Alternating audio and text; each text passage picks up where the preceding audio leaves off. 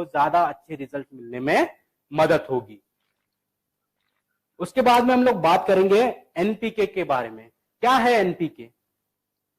आज हर कोई बात करता है नत्र स्फुरद पलाश। तो एनपीके यानी नत्र स्फुरद पलाश है क्या? सबसे पहले तो नहीं। हम लोगों ने क्या किया है, हमारा जो निसर्ग है इसके अंदर एक बहुत अच्छा वरदान हम लोगों को दिया था हमारे भगवानों ने, हमारे जो ये सृष्टि बनाई इसने उसने, कि किसानों के लिए 76% नाइट्रोजन फ्री ऑफ कॉस्ट यानी बिना मूल्य उपलब्ध कराया था। पर और साथ में कुछ ऐसी मित्र जीवात हमारे खेतों में दी थी, हमारे निसर्ग में दी थी, जो आपको वो सारा का सारा नत्र खींच के, नाइट्रोजन खींच के आपके उत्पादन को बढ़ा सके, आपको किसी भी तरह के कोई भी यूरिया डीएपी डालने की जरूरत ना पड़े। एक उदाहरण के तौर पे मैं बोलूं तो हम लोगों ने सभी ने जंगल देखा है। जंगल में एक बारिश होती है तो सारा का सारा जंगल हरा भरा हो जाता है। ये हमारे खेतों में क्यों नहीं होता? जब ये प्रश्न आप खुद से करते हो तब आपको पता चलेगा कि सच में ऐसा हो रहा है। साथ ही साथ जितनी भी मित्र जीवात हमारी थी जो मिट्टी को नरम करती थी, जिसे हम लोग केचुए कहते हैं, वो भी दिन ब दिन कम हो रहे हैं।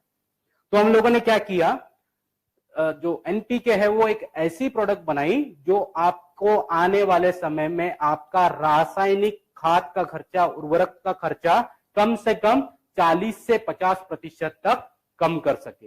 वो कैसे?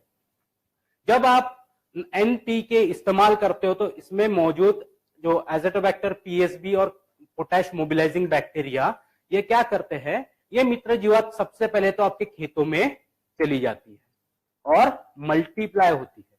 और ये क्या करती है, जो हवा में 76% नाइट्रोजन है उसे खींचकर जड़ों तक पहुंचाती है, जिसकी वजह से नाइट्रोजन का खर्च आपका सबसे पहले तो कम हो जाता है।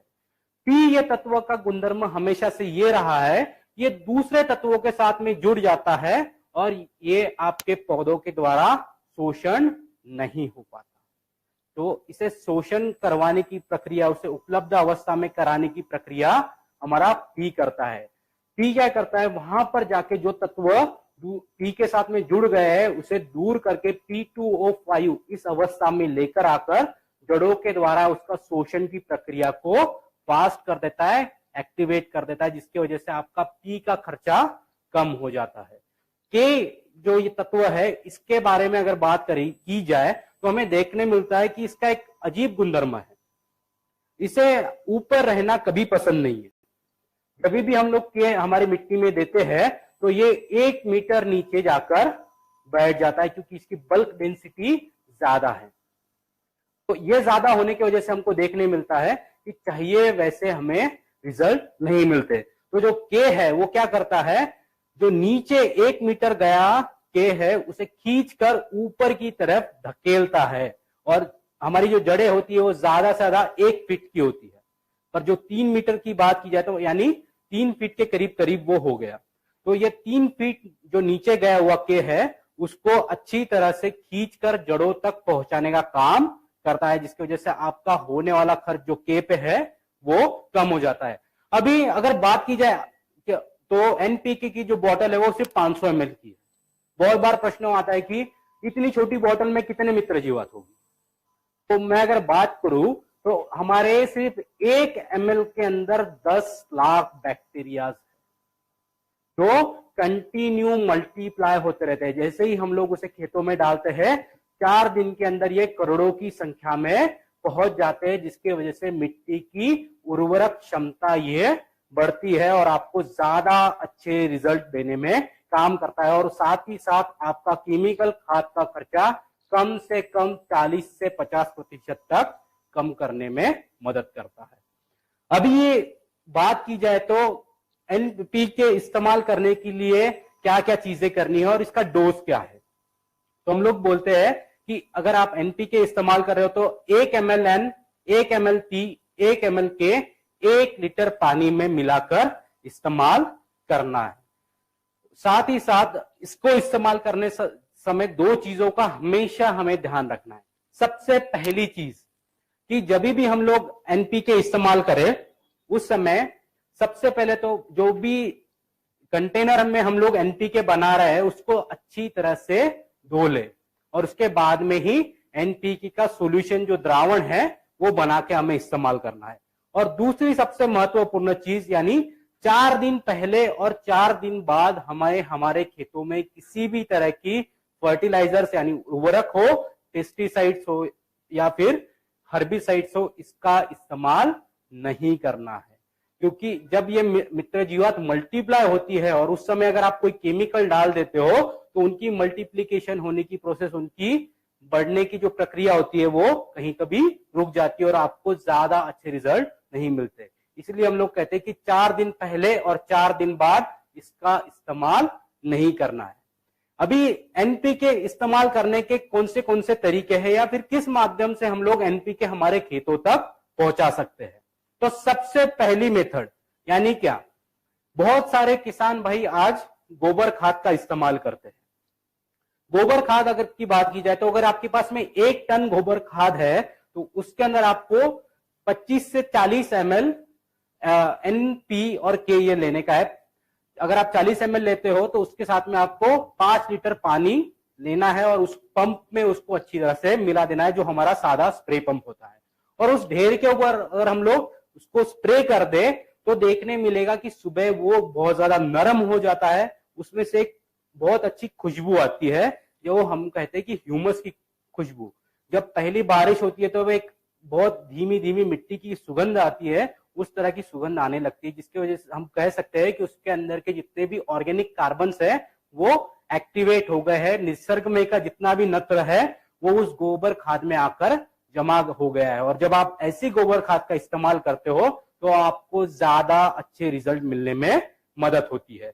मेथड नंबर 2, जितने लोग नहरों से पानी भरते होंगे उन्हें क्या करना है कि एक अगर 200 लीटर का ड्रम लिया जाए, उसको एक नल लगा दिया जाए और क्या करना है, उसमें सॉल्यूशन जो तैयार किया है, अगर 200 लीटर का ड्रम है तो 200 ml N, 200 ml P, 200 ml ये 200 लीटर पानी के साथ हमको मिला देना है और उसको एक नल लगवा देना है।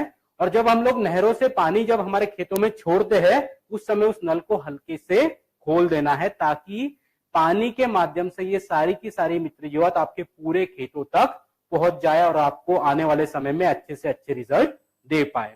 मेथड नंबर 3, अगर आपके पास में नहरें नहीं है, कोई बोलेगा मेरे पास ड्रिप इरिगेशन की सुविधा है, तो ड्रिप इरिगेशन में हम लोग कहते हैं कि अगर आप ड्रिप इरिगेशन के माध्यम से दे रहे हो तो उसके साथ में एक फर्टिगेशन टैंक नाम का एक उपकरण लगा होता है, जिसके माध्यम से हम तरह तरह के खाद हमारे खेतों में देते हैं। तो उस ड्रिप इरिगेशन के फर्टिगेशन टैंक की अगर बात की जाए तो 220 लीटर, 500 लीटर या 1025 लीटर के अलग अलग साइजेस में वो उपलब्ध है। अगर मैं 220 लीटर की बात करूं तो उसके अंदर 220 ml N, 220 ml P, 220 ml के आपको डाल देना है और उसके अंदर 220 लीटर पानी आपको दे देना है। और जैसे ही आप ड्रिप इरिगेशन शुरुआत करते हो तो सारी की सारी मित्र जीवात आपके खेतों तक पहुंचाई जा सकती है। अभी अगर कोई बोले कि मेरे पास में ड्रिप इरिगेशन भी नहीं है, नहरें भी नहीं है, अब मैं कैसे दे सकता हूं, तो हर किसान भाई के पास में अपना एक पंप जरूर होता है और अगर उस पंप का सामने का नोजल पूरी तरह से खोल दिया जाए तो हमें एक मोटी धार मिलती है। हमें क्या करना है, उस पंप के नोजल को पूरी तरह से खोलकर डायरेक्ट जड़ों के पास में इसको देना है, ताकि ये मित्र जीवात नीचे जाके अच्छी तरह से अपना काम कर सके। और जो भाई फलों की खेती करते हैं, ऑर्चिड्स में काम करते हैं, जैसे संतरे हो गए, कोकोनट हो गए और बाकी की कोई भी फलों की खेती, उसके अंदर हम लोग एक पानी का रिंग बनाया होता है जिसको कैरा कहा जाता है।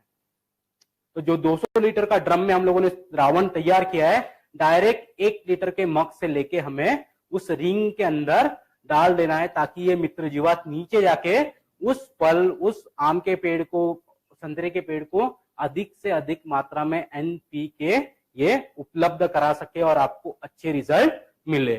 एक चीज और हमेशा ध्यान रखनी है हमें कि जब भी फ्लावरिंग होती है, यानी जब फूल धरना की शुरुआत होती है, उस समय हमें नत्र को बंद कर देना है, क्योंकि नत्र क्या करता है, ऑक्सीजन को डिसॉल्व करता है, उसको वहां से कम करता है और जिसकी वजह से आपको देखने मिलता है कि फूल ये झड़ने की प्रक्रिया फास्ट हो जाती है, ज्यादा हो जाती है। तो जब भी आपको दिखे कि फूल धारणा हो गई है, उस समय नत्र को बंद कर देना है, ताकि आप, क्योंकि उस समय हमें वेजिटेटिव ग्रोथ यानी शाखाओं के विस्तार की कोई जरूरत नहीं होती। हमें जो मेन काम होता है वो पी और के का होता है। तो ये पी और के आपको ज्यादा से ज्यादा अच्छी तरह से उपलब्ध हो और ज्यादा उत्पादन देने के लिए आपका खेत सक्षम बने। और उसके बाद में हम लोग बात करते हैं कि जो ग्रीन रिवोल्यूशन हुआ, हरित क्रांति हुई, उसमें ऐसा क्या हुआ। आज अगर मैं किसानों से बात करता हूं, जब भी हम लोग मिलते हैं, बात करते हैं, तो आज हम लोगों के अंदर जंग छिड़ी हुई है। अगर मेरे बाजू का किसान 1 बोरी डीएपी डाल रहा है तो मैं 2 बोरी डालूंगा, क्योंकि मुझे ज्यादा उत्पादन चाहिए। पर असल में हो रहा क्या रहा है कि धीरे धीरे हमारे मिट्टी में इस क्षार की जो मात्रा है सिर्फ वही बढ़ रही है और सारे के सारे पोषक तत्व ये जड़ों के माध्यम से शोषण नहीं कर पा रहे। तो एनपीके क्या करता है, आपके मिट्टी में जाकर ये जो भी तत्व मौजूद है उसको खींचकर जड़ों तक पहुंचाता है, जिसकी वजह से आपको ज्यादा अच्छे रिजल्ट मिलते हैं। अभी